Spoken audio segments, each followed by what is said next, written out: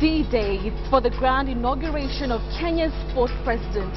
In less than 14 hours, Uhuru Kenyatta will be sworn in as the fourth president, bringing to an end Kenya's hotly contested election.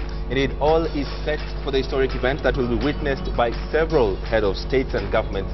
At least 3 presidents have already joined Kenyans in the country celebrating this inauguration of the new president. Indeed, President Mwai Kibaki will hand over the instruments of power to Uhuru shortly after midday in an elaborate military drill whose climax will be the all-important 21-gun salute by the Kenya Army. Indeed, and it's not yet clear if Prime Minister Raila Odinga, who was Uhuru Kenyatta's rival in the March 4th election, if he will attend the inauguration tomorrow at Kasarani. The inauguration is our big story, but first, the highlights.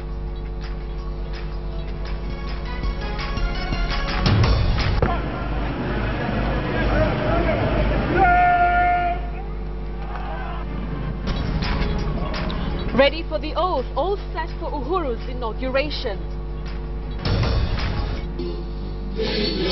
End of the big man syndrome, new reality for Uhuru.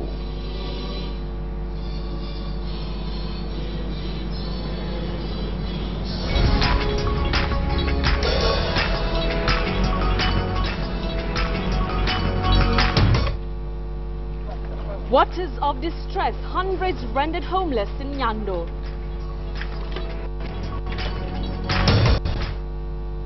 And who stole Raila cylinders?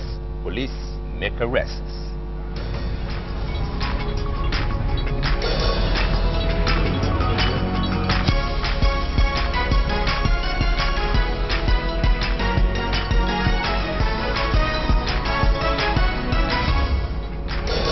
Welcome to this edition of KTN Prime. I'm Betty Callow. Indeed, and I'm James Smart. The inauguration is our big story, and that's where we are going to start tonight. Head of states and governments are already in the country and are ready to join Kenyans in marking this inauguration of the fourth president. Rita, you have been holding brief for us at Kasarani. What do we know, Rita? Well, James, as you correctly put it there, it is all systems go ahead of tomorrow's swearing-in of Uhuru Kenyatta as Kenya's fourth president. Earlier in the day, the Committee on the Assumption of Office of the President assuring the country that everything is set for the historic event. During the day, the Kenya Defence Forces, dance troops, choirs and popular artists took time to do their final rehearsals. This is how things went at the Moi International Sports Centre in Kasarani. With just hours to the swearing-in of Kenya's fourth president, the Kenya Defence Forces staged their last rehearsals at the Moi International Sports Centre, Kasarani. The Committee on the Assumption of Office of the President says everything is in place for the historic event. This function is free for all. Wananchi should be free to come. I know there are those telling Wananchi not to come, and unless you have a card. The camps are only for about 5,000 people, many foreign delegations and many ministers and so on. Everywhere, all the measures have been put in place, including the walk-through machines that people will be coming through. 13 heads of state and government have confirmed their attendance at the swearing-in ceremony. Prime Minister Raila Odinga, who is out of the country, has been invited to attend the inauguration ceremony. We invited them, and we still assume they are coming. I don't know why people are assuming that they will not come. You can fly in. You can fly in a day and attend the celebration. So, as far as we are concerned, they have not told us that they are not coming. To reduce traffic congestion and manage parking at Kasarani, the committee has organized pool transport for various categories of guests who will be picked up at designated points. Members of Parliament and the Senate will be picked up from Parliament, permanent secretaries from Harambee House, High Court judges from the Supreme Court, governors, county representatives and chairmen and members of constitutional commissions will be picked up from the Comesa grounds at the KICC. They will come at different intervals. We want to avoid the problem of the constitutional promulgation, when everybody came together and then there was a problem at the protocol. The Committee on the Assumption of Office of President has made arrangements to ensure that in case the 60,000-seater stadium is full, thousands of people can still be able to follow the proceedings from Kasarani. For the seating is 60,000 at the stadium, 6,000 at the gymnasium and 20,000 in the open fields. So the total capacity is 86,000.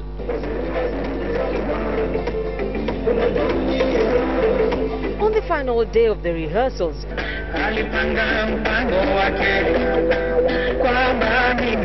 popular artists went through their paces for the last time. 25 dance troupes from different parts of the country will entertain those gathered at Kasarani. Gates to the Moi International Sports Center in Kasarani will be open from 6:30 a.m. All right, indeed, their story, Rita, that you filed earlier on today. Rita, you've been holding brief for us at Kasarani since the preparation started. Rita, the last time we did a handover really was not, you would... Of course, James, the idea of pool transport. All right, Rita, I was actually going to allow you to introduce that, but I'll just, if you could help me understand the mood that has been at Kasarani since the preparation started. Yeah, the last time we did this, it didn't go quite too well. What do you reckon this time?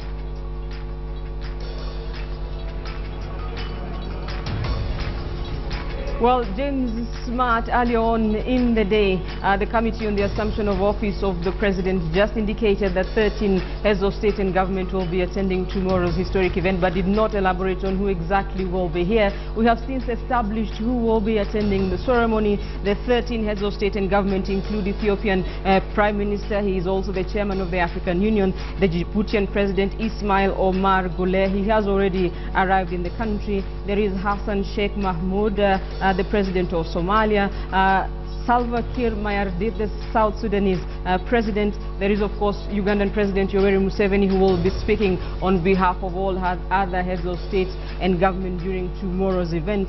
There is also Tanzanian President Jakaya Mrisho Kikwete. He arrived this evening. From Zimbabwe, we have none other than the president himself, Robert Gabriel Mugabe. There is also Terence Sinurunguruza, the first vice president of Burundi. And from Zambia, there will be the vice president, Guy Scott. Those are some of the heads of state and government who will be attending tomorrow's event.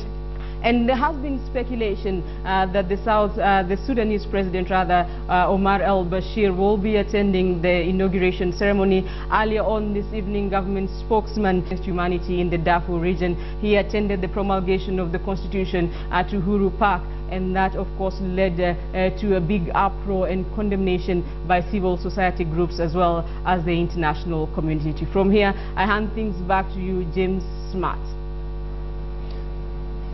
Thank you very much, Rita. They just bring us to brief to the heads of state and government that have arrived and are ready to join us tomorrow in the inauguration of Kenya's 4th president. Now, let me hand over to Betty. Many thanks, Smart. Now, with his swearing in tomorrow comes the task of picking his team of cabinet secretaries who will be then vetted by Parliament. But will Uhuru Kenyatta be forced to bow to the same pressures that informed the selection of ministers under the first 3 presidents? Or will he surprise the country with a radical shift from the same old system? Well, KTN's Noah Otieno now reports on how the other presidents formed their cabinets and what Uhuru will be facing as he takes office. This was a man who... When Jomo Kenyatta formed his first cabinet, some critics blamed him for picking almost half his first team of ministers from the Mount Kenya region. But the team Kenyatta put together were to become some of the biggest and most memorable names in the history of governance in Kenya. Political historians now say he had a very clear goal in his choices. The fundamental premise for Kenyatta's selection of cabinet was, first of all, loyalty. And most of the people he chose, especially from 1963, then in 1969, 1974, were people who were fiercely loyal to him. And then secondly, the second criteria was that he made sure that that in terms of proportionality, the people that he selected, the majority of them came from the Mount Kenya region. The third thing that Kenyatta looked for was basically the question of competence. Although some of those people came from Mount Kenya, there is very little complaint that they were very competent in their work. So you would see that there are some of the first ministers, James Gishuru, for example, Bill Koinange, these are the first people in cabinet who served him, and they did their work with a lot of dedication and professionalism. Kenyatta's style of choosing and reorganizing his cabinet followed almost the same pattern which President Daniel Moi adapted with some modifications after he took over the reins of power in 1978. It has now become evident that Moi's first concern was the consolidation of power. There were so many people within the Moi administration who are fiercely loyal. Some of them came from his community, but in terms of competence, they didn't seem like they commanded that competence. And that's why that you see that in terms of performance in public service, there was a better professionalism under Jomo Kenyatta than there was in Moi's administration. Then came Mwai Kibaki in 2002 with his own style of selecting cabinet members. Although his first cabinet drew fire from some of his NARC-allied members, Kibaki stuck to his choices. The cabinet that Kibaki chose had elements who really had the competence, but they were politically oversensitive, and most of them were not necessarily interested in doing the job, but making noise because they now knew that they had defeated Moi. And now, the fourth president, Uhuru Kenyatta, is coming in with his own debts to pay and coalition agreements to honor. He is expected to strike a balance between rewarding the parties that helped him ascend to power and putting together a team that will deliver on the promises he made in his manifesto. He must first of all look for competence. And my advice to our new president is that he should not use anybody, especially in the cabinet, who has served Kibaki, because they have a way of doing things and they are going to bring him down. Uhuru's choice of cabinet members, unlike the first three presidents, will be subject to approval by Parliament. Now,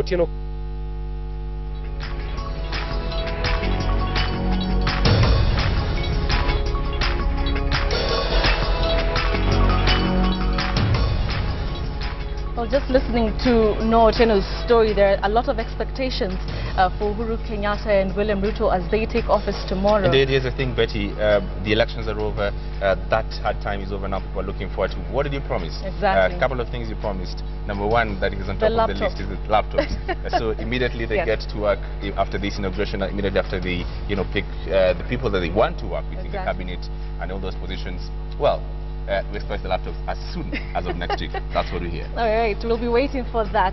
But moving on, in less than 24 hours, Kenya will usher in a new regime. Now, Uhuru Muigai Kenyatta will be the first president to take office in the full dispensation of the new constitution. Well, it's also the first time that the presidency will operate under reduced powers.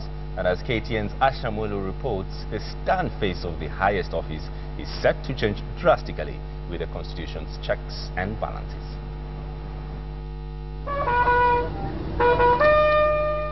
The head of state, head of government, Commander-in-Chief of the Kenya Defence Forces, Chairperson of the National Security Council. These and many roles will be assigned to Uhuru Kenyatta upon his inauguration slated for Tuesday.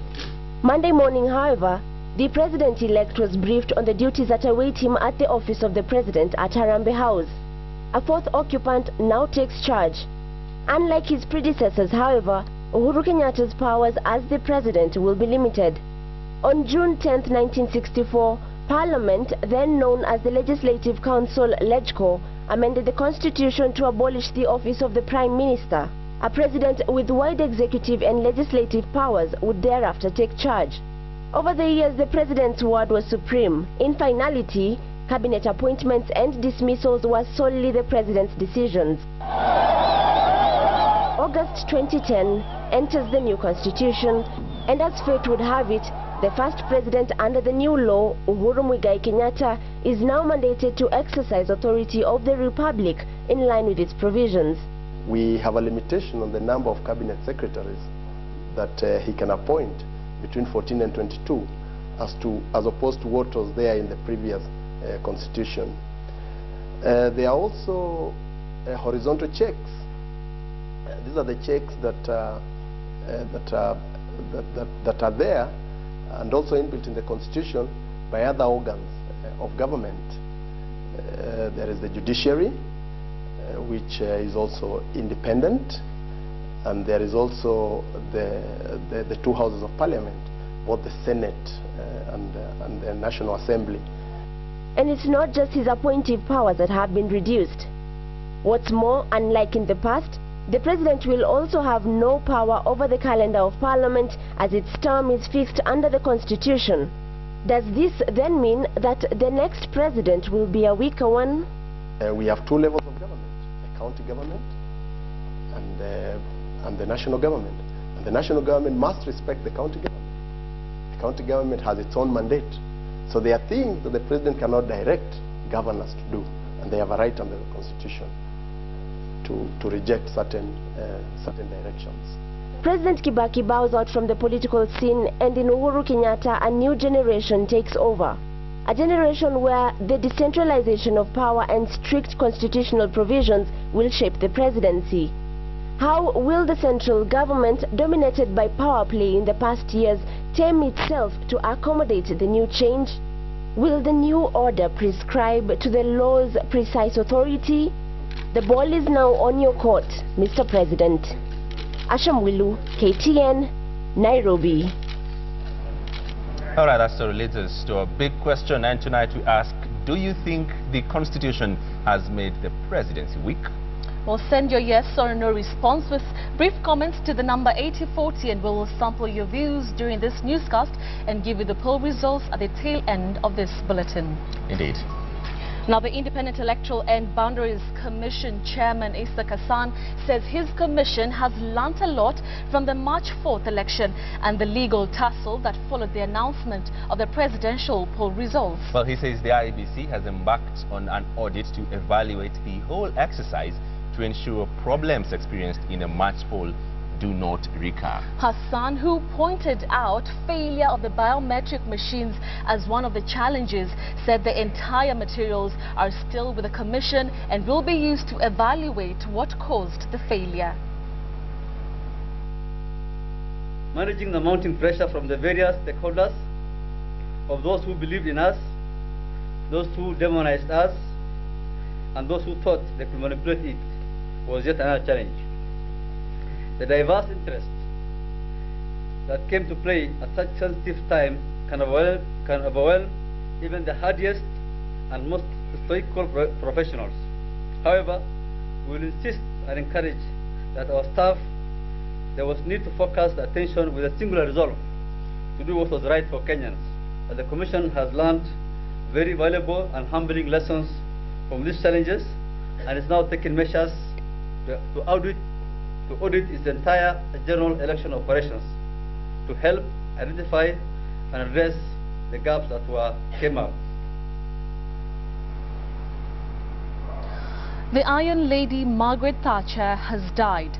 Thatcher, who will go down in history as the first female British Prime Minister and touring figure over the world politics, died of stroke at the age of 87, served from 1979 to 1990 as the Prime Minister of Britain and leader of the Conservative Party. She was called the Iron Lady for her no-nonsense approach in both her personal and political life. She retired from public life in 2002 after she suffered the first stroke, years after she is said to have experienced several more strokes. Thatcher's funeral service will be at St. Paul's Cathedral in London with full military honours followed by a private cremation.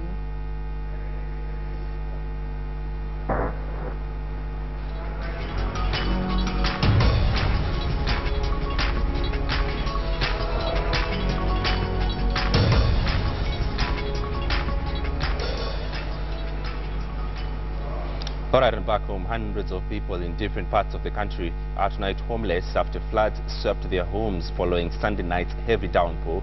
In Kisumu County, over 300 families have been affected after River OLIECH and Nyando broke their banks. In Athi River, almost 500 people have been displaced after the Athi River broke its banks. And as KTN's Charity Kimani reports, the ongoing heavy rains occasioned by a landslide in Kigumo, Murang'a, leading to the death of a 5-year-old boy.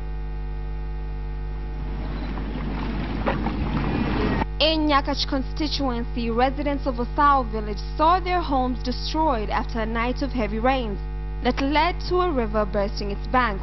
Other areas around River Sondu were also affected. In Nyando constituency, River Nyando also burst its banks around Rai and Ayueyo villages, and many more are still in danger as the river is still at an alarming high level in other areas.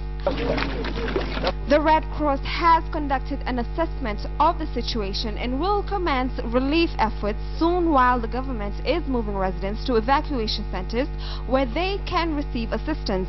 So far, a total of 351 families across Kisumu County have been affected, with 121 houses confirmed destroyed. Athi River in Machakos County was also not spared, as over 500 families in the area were displaced after the Athi River burst its banks. The floods are said to have originated from the Ngong Hills and surrounding areas, where there was heavy downpour Sunday night. The floods affected Kwamangeli and Kwazomo slums, as well as residentials in Athi River senior quarters. Mpaka saa hii ni kuendelea kupangusa vile tunapangusa hivi. Kila kitu, TV zimeangushwa, mabrangeti, kitanda kimewekewa na maji, kila kitu kwa nyumba, hakuna kitu tuko naye. The ongoing heavy rains occasioned a landslide in Mugumoini village in Kigumo district, Moranga County, killing a 5-year-old boy. The child's father, Lucas Kamande, said he was woken up by a loud noise but was unable to save his son, who was in another bedroom, as the debris had already fallen on him. In Bomet, River Kipsnoy, a tributary of River Nyando, has also burst its banks. Although it hasn't caused any damage yet, residents are afraid that with the ongoing heavy rains, it is only a matter of time before people are displaced. Charity Kimani, KTN.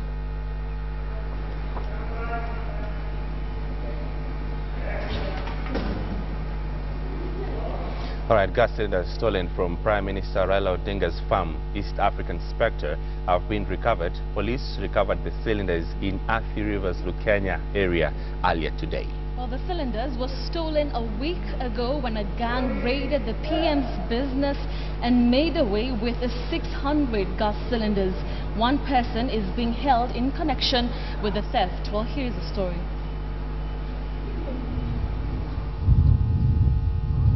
According to the caretaker of the church building, 4 men approached him and requested to store the gas cylinders in one of the rooms in the church, as heavy rains had made their journey impossible. Watu walikuwa wanapita na magari na kulikuwa kumenyesha.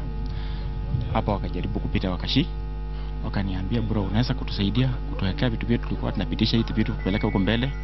Bahati nzuri ama bahati mbaya, hizo vitu tumefanya namna gani ati ingeweza kupitika hapa kwa barabara, shauri ya matope mingi, utuweke mzigo yetu, kesho saa 5 tutakuja kuchukua kama kumekauka.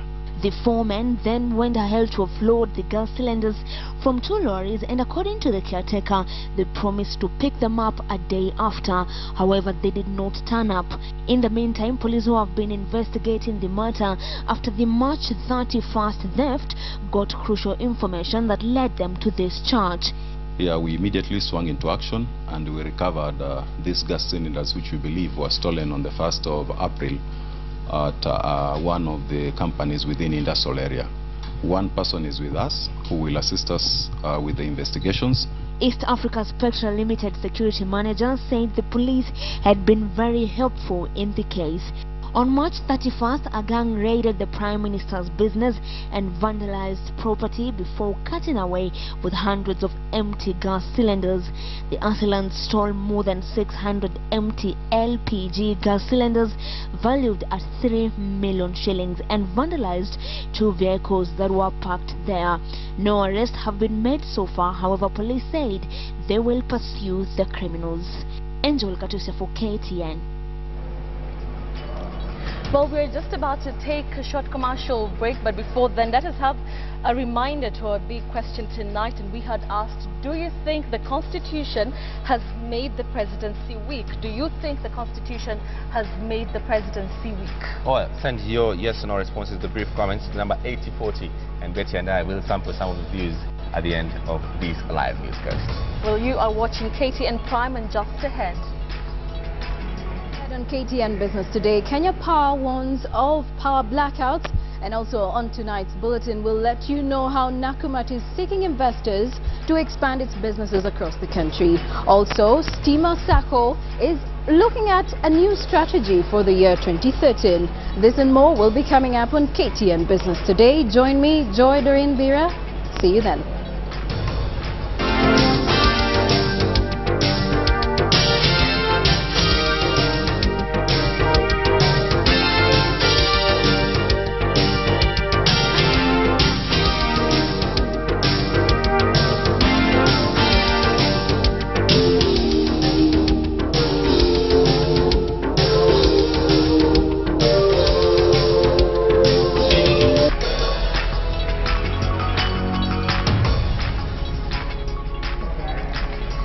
Welcome back. Now, suppliers of HIV testing kits have to get clearance from the Kenya Medical Laboratory Technician and Technologist Board by June or face legal action. Indeed, the board's chairman, Abel Onyango, has raised concern over the increasing number of unscrupulous suppliers of the kits, saying that the board had only cleared 39 suppliers. You go. All right. Onyango added that the medical board is working with the Kenya Revenue Authority, that has the authority to man the country's entry points, to ensure that the HIV testing kit will make its way into the country without meeting the required standards. Just imagine if today you are told you are HIV positive and you are not. It changes your life completely. And it is a single test, 5 minutes. Alright? So all of us must play our part to ensure that these kits are properly validated. The public just needs to be aware of the correct government position. And the government position is all the kits that will be used and distributed through the channels of the ministry will have gone through the critical elements for evaluation and validation before use. A labor crisis in Saudi Arabia, the disputed island that is Migingo, and leadership indicted by ICC. These are some of the items waiting for the Cabinet Secretary for Foreign Affairs upon assumption of office. Well, the docket, according to observers, is one that has been poorly run, with roles overlapping with line ministries such as security and trade. Well, KTN's Edith Kimani looks at some policies key to this docket, how they affect you, and what this Cabinet Secretary may need to streamline in this docket. After walking all day, Patrick's leg is visibly swollen. A little massage here, a little poke there, and he says he is now more comfortable. Patrick was simply at the wrong place at the wrong time. 2 years ago, on his way home, a grenade exploded in the city's country bus station. His life has not been the same since. Yote tulibasta ama gari pate pancha nikiwa karibu mimi usitukaga. Jio mlipuko lilipukaga hapo country basi kwa ni mlipuko ngine yenye sijaisikiaga. That explosion, one of the first in a string of many, was loud enough to get people worried. Soon after that blast, Kenya sent her troops to southern Somalia. This operation was codenamed Linda Nchi. The troops involved were ordered to decimate and deal with the threat from across the border. That swift military incursion has since turned into a longer than expected military intervention. After my discussion with Patrick, a lot of people seemed very concerned about how he had gotten wounded, most of them being able to relate to that issue. It could have happened to anyone at any point. So while it was just him, the issue of insecurity, especially outside the borders, is something that most Kenyans are concerned about. The incoming Cabinet Secretary for Foreign Affairs will have the arduous task of explaining Kenya's foreign policy on Somalia specifically to a public growing lethargic of the conflict and fearful that Patrick's experience may come knocking on their doors. By pulling out, Kenya risks exposing her borders again. There is also speculation that Kenya is in Somalia because of pressure from the United States in its global crusade against terrorism. As early as 2010, there were reports that American citizens were joining the Al-Shabaab. the US has made known its intention to eliminate the ragtag militia. Kenya, according to some, could be America's boots on the ground. And while the United States has denied any direct or indirect role, US drones have been used time and time again to boost Kenya's advance in southern Somalia. So how will President Uhuru Kenyatta and his cabinet secretary be able to pull Kenya out of Somalia without risking strained relations with such a critical friend, especially in the face of escalated terrorist threats? For Patrick, the answer is clear as day. Sijaisikia jeshi ya Amerika iko huku inasaidiana na jeshi ya Kenya. Huyo saa mwenye ataingia kama anaweza maliza hii vita ya Somalia na Kenya iishe, inaweza kuwa muhimu juu sio yenyewe inatuangami. Haswa mtu kama mimi nilikuwa nimekosea nani? The dance between maintaining diplomatic ties and representing Kenya's interests is one this secretary will have to be good at. The President of the Republic of Kenya is Uhuru Kenyatta.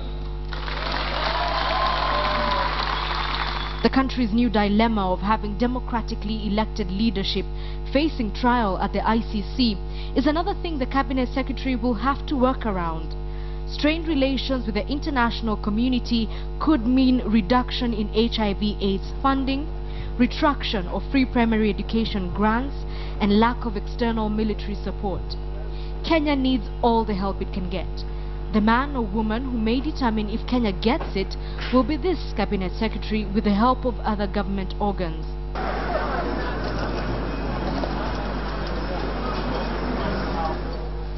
Patrick has strong views on Kenya's friends.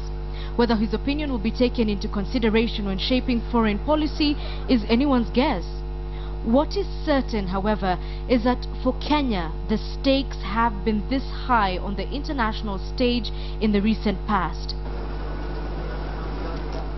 This person's role may determine directly or indirectly how comfortable a ride Patrick will have in the years to come.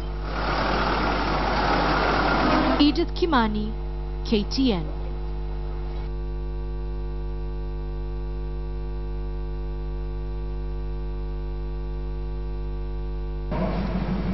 Good evening and thank you all for watching KTN, your bold and authoritative channel. It is the 7th of April 2013. I'm Joy Doreen Bira. Let's do business. Retailer Nakumatt Holdings is seeking to reopen talks with private equity investors to fund its regional expansion plans, estimated to cost $50 million. The revelation came amid the retailer's plans to kick off the third phase of expansion that will see it open more branches in the region as well as head towards West Africa, in a quest to boost revenues that last year stood at 38 billion shillings. Here now is KTN's Michael Karanja with all the details. After close to a year of shelving plans to inject equity into the business, Nakumatt is now keen on getting back onto the negotiating table with strategic investors. Nakumatt has been relying on commercial banks for funds after buyout talks with a consortium led by a London-based private equity firm collapsed in 2009. But having already consolidated its business locally and within the region with a total of 40 branches, the firm has been contemplating selling up to 25% of its stake either to institutional or individual investors, but the strategy could change going forward. So now we are looking for some equity to come into the company.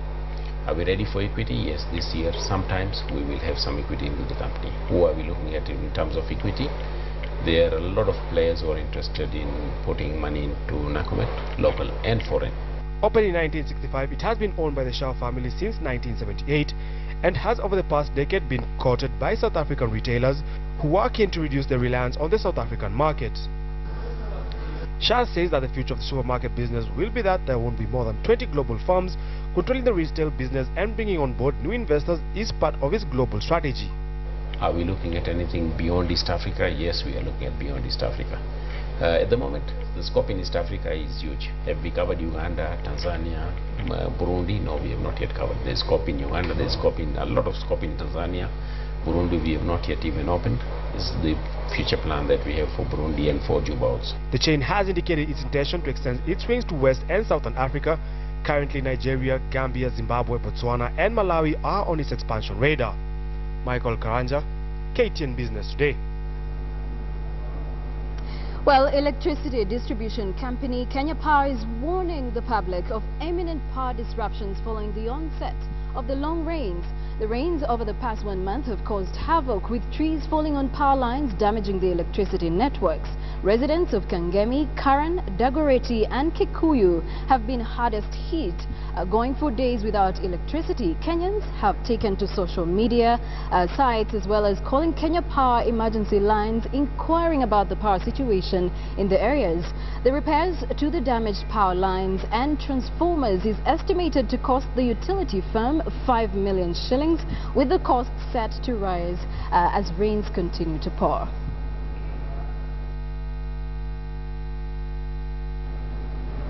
Well, that's not quite the news everybody would like to listen to, especially on the eve of the inauguration or swearing in of President Uhuru Kenyatta. But well, let's move on to more business. The saving culture in Kenya might have grown across a span of 15 years, but education on benefits of joining SACCOs remains with gaps to be filled, as the middle-income Kenyans still have not fully adopted the savings culture to guarantee their business expansion. Earlier on in the day, I spoke to Paul Wambua, Chief Executive Officer, Stima SACCO, on tapping into entrepreneurs. Take a listen. With 17,000 members, Stima SACCO, one of the leading savings cooperatives in Kenya, says it hopes to grow its membership bracket this year by targeting 6,000 new members. This, it says, will help attract products targeting small and medium entrepreneurs. Before, it was employees of organizations, employees of the government, civil servants. But now we are expanding and going into SMEs, because again, most of our members have got also businesses, and those businesses are run by their families, relations, and we think that that is an opportunity for us to expand the SACCO beyond the salaried, beyond the salaried members. As financial institutions continue to grow their products, Stima SACCO, operational in Nairobi, Mombasa and recently Kisumu, aims to grow its savings base by also looking at the informal SACCOs. With a portfolio of 8.2 billion shillings and an exposure of 1.2%, the SACCO affirms that its interest rates remain fixed. Middle-age professionals, they want to live in their apartments, they want to buy cars, they want to buy households. We've already seen this. We have now a car scheme. We put in 500 million in November. When I checked last week, 40% has been taken up. When you look at the people that are using that facility, I want to agree with you, they are the young, middle, newly employed professionals. Increase in capital, deposit mobilization and revenue are some of the gains made by members from savings cooperatives. With 23 service centers, Stima SACCO is exploring opening new branches across the country to reach out to those who cannot beat the commercial banks' rates. Oil marketer Colonel Kobil has announced an 8.96 billion shilling pre-tax loss in 2012 from a 4.93 billion shilling profit the previous year. The firm, which had earlier in the year issued a profit warning, pointed out foreign exchange losses, high interest rates and volatile international oil prices as some of the causes of the huge loss. During the year, Colonel Kobil realized a foreign exchange loss of 4.2 billion shillings, citing hedging contracts entered in late 2011. The loss comes on the back of a failed takeover bid by Swiss-based Puma Energy after months of talks. So sales volumes dropped 21% during the year to 192.5 billion shillings from 222.4 billion in 2011. Now, the board did not recommend the payment of a dividend.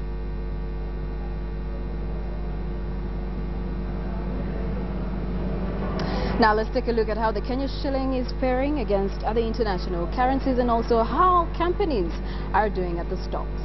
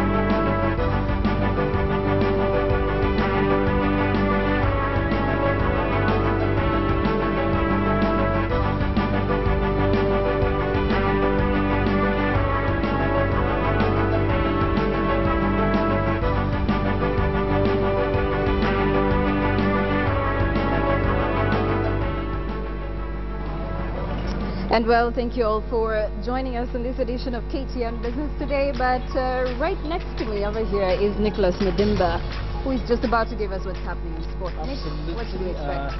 It's not so much tied to do on Monday, but the woes Harambee Stars are expecting as far as their campaign for qualifying for the World Cup is concerned, and of course, irresponsible fans in the rally scene. All that after a short break on KTN Sports Today.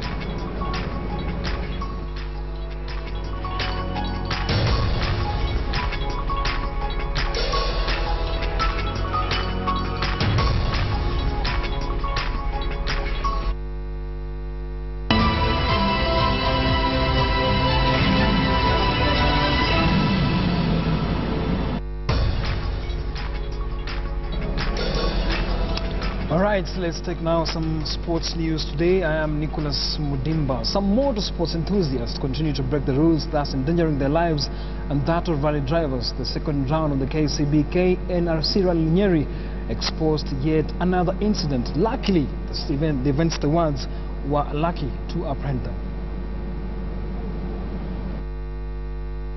While majority of rally fans follow the proceedings from safe distances, others get false hopes that they can try out the impossibilities. This fan, believed to have been under influence, felt he could try his Mitsubishi Lancer on the spectator stage. But being in the wrong place at the wrong time, his luck ran out as he was arrested.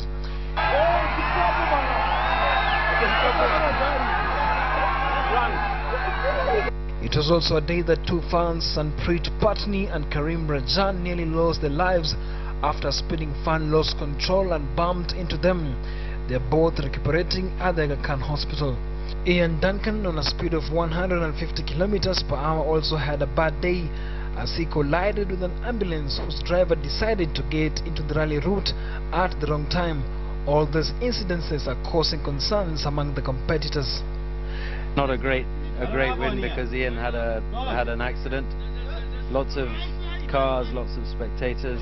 I know everyone was here to enjoy, but it's becoming dangerous. Fortunately, they were not. The organizers were not on the ball, to get police out there and have the local awareness.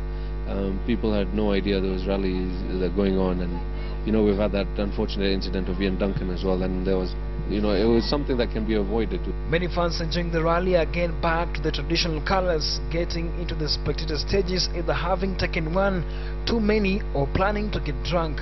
Motorsport is a dangerous sport and fans are urged to enjoy responsibly. And of course, motorsport is a dangerous sport. You just have to enjoy responsibly. Moving on to some sad news and also not good news to coach Adela Mrushi, as Harambee Stars captain Dennis OLIECH and first-choice goalkeeper ORIGI could miss Kenya's World Cup return leg match against Nigeria, which were champions of this continent, after the duo received yellow cards during the match played 2 weeks ago in Calabar, Nigeria. But according to FKF spokesman John Kariuki, the first card was flashed on the two key players during the World Cup qualifier in Malawi in 2011, but cannot be ascertained since the referee match report has not been availed to FKF. Should OLIECH and ORIGI sit out that match as FIFA rules stipulate, then it will provide a new headache to coach Adela Mrushi. Now moving on, Kenya's remaining club in continental competition, Stars KFC, was eliminated last night by Egyptian champions Al Ahly in Alexandria. The Pharaohs advanced 4-1 on aggregate. Tusker, who had lost the first leg 2-1 at home last month, succumbed to a 2-0 defeat in the return leg. The best shown by Tusker FC in the CAF Champions League is a second-round performance in the year 2001. And after losing 2-1 at home in the first leg in March, the Kenyan champions needed to score an away goal to increase their chances, but 2 goals in the second leg in Alexandria, Cairo on Sunday night ensured no Kenyan team progressed in continental competitions this year. Gor Mahia's dream was cut short by another Egyptian side, ENNPI, on Saturday. The Confederation's Cup representatives had lost the first leg by 3 clear goals and needed to net 4 times without conceding to ensure passage to the next round. But as it is now, the two teams will shift their focus on the local league, where they are in unfamiliar grounds. Tusker and Gor Mahia will be in action this Wednesday against City Stars and Chemelil Sugar respectively. The two teams have played 3 matches each, and Gor Mahia have won 2 of them, while Tusker have emerged victorious just once. And with international competitions off their shoulders, albeit prematurely, they seek solace in the local league. KCB maintained their lead thanks to Bandari FC, who held Thika United to a 1-1 draw on Sunday. Sofapaka climbed up to 3rd place after crushing Sone Sugar 2-0 in Awendo. The Sugar Millers, Homeboys, Karuturi, Tusker and Mathare form the bottom 5 teams. Joshua Kemboy, KTN Sports Today. But of course, it's another big day for the two Manchester clubs. Manchester United will be taking on Manchester City tonight. And of course, the match will give Manchester United a chance to go 18 points clear. And of course, an open table only to win the English Premier League with 18 points. And of course, that's all we had for you on KTN Sports Today. Have a good night.